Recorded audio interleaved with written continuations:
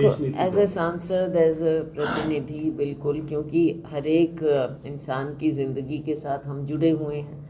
लोगों ने हमें अपना प्रतिनिधि चुना है, तो उनकी ज़िंदगी पे जो भी असर होता है वो हमारे ऊपर भी सीधा है उस चीज़ का। तो अर्थव्यवस्था एक है ऊपर से मैनेजमेंट, जो कि देश की अर्थव्यवस्था को मैनेज करना, और एक है नीचे। अब आप नीचे से ऊपर कड़ियाँ तो जुड़ी हैं ना। अब देखो, हमारा शुरुआत कहाँ से होती है? हमारे किसान से, मजदूर से, अन्नदाता से।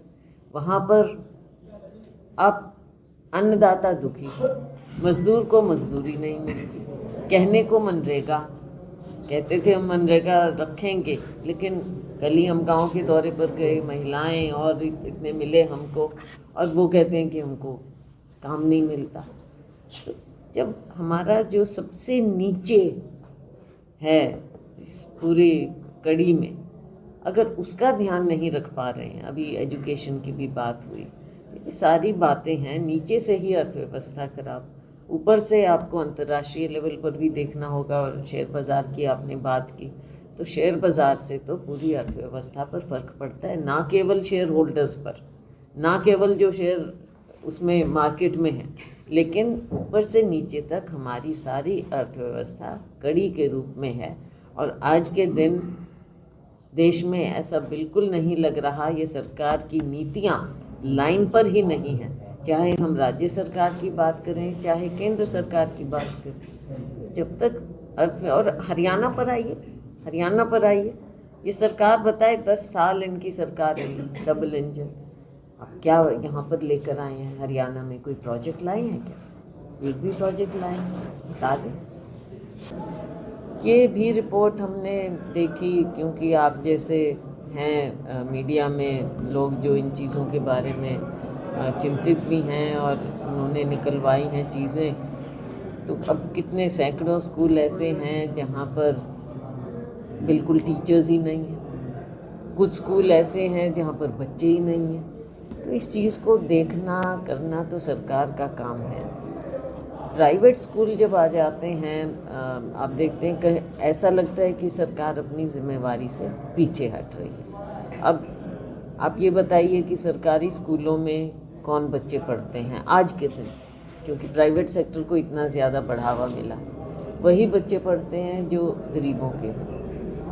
अब गरीबों के बच्चों की ओर ही अगर हम ध्यान नहीं देंगे, सरकार ध्यान नहीं देगी उनके शिक्षा पर, भविष्य पर, दूसरे लोग तो प्राइवेट में कर ही देंगे अपने बच्चों को। तो सरकार को ये समझना चाहिए कि जब गरीब को ऊपर उठाने की बात करते हैं, तो केवल ये ना कहें कि हम राशन दे रहे हैं। इतने क्या 70% लोग हरियाणा में कह रहे हैं जो जिनको राशन दिया जा रहा है। तो ऐसे इसका मतलब 70% लोग जो ले रहे हैं गरीब हैं, तो वो अपने बच्चों को कहाँ कैसे पढ़ाएंगे? तो सारी चीज़ों को देखना पड़ेगा, हर पहलू को देखे सरकार, और तभी नीतियाँ बनाए। 10 साल के बाद अगर ये हाल है, तो 10 साल में बच्चे बड़े हो जाते हैं, तो उनका भविष्य कहाँ होगा? कांग्रेस में एक लगातार गुटबाजी की बात आती है।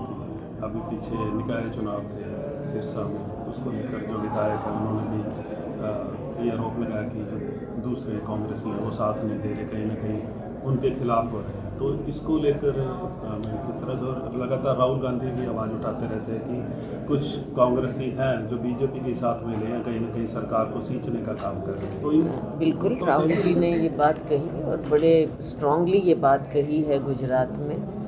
तो जहाँ भी ऐसी बात है, पार्टी उसका संज्ञान ले रही है, और आगे आपको इस चीज़ को देख पाएंगे आप। रही बात यहाँ की, सिंबल पर तो था नहीं, केवल अध्यक्ष का था, बाकी तो सिंबल पर नहीं था। हरियाणा में लगातार संगठन की बात चल रही है, लेकिन अभी तक कोई प्रदेश अध्यक्ष नहीं है, लीडर नहीं है। तो कहीं ना कहीं खींचतान का फायदा कहीं ना कहीं सरकार को नहीं, खींचतान की बात नहीं है। ये तो राजनीतिक फैसले होते हैं, और पार्टी का अंदरूनी मामला हमारे हाईकमांड को मालूम है कब क्या करना है।